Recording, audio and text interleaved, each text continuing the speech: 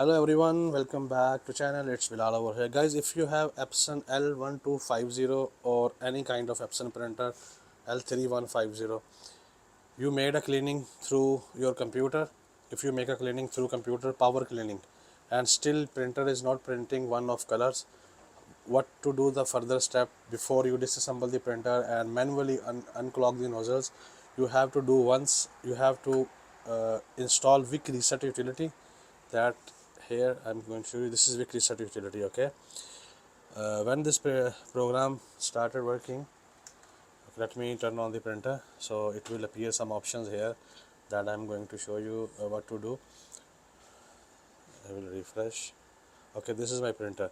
If you made power cleaning, head cleaning, and this long press this cancel button, and still your printer is not printing any color 3150, 3250, 1251050, any model, you have to install Wick Reset utility. And here is one option. You can see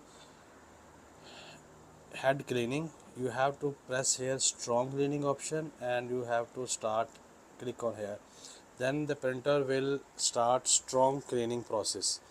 What is strong cleaning process? Strong cleaning same like power cleaning or head cleaning, but it will consume lot of inks, and if there is a huge clog in the nozzles, it will unclog it. I tried many times and successfully, 50 to 70% sometimes it works. But in case after power strong cleaning also the printer did not print anything, printer does not print anything, you have to remove these nozzles and you have to clean manually the print head carefully without collecting the power, and make sure that don't damage the print head. If any liquid or any water will remain inside the print head, so it can damage your print head, and it will cost you around $50 to $100. So that's it.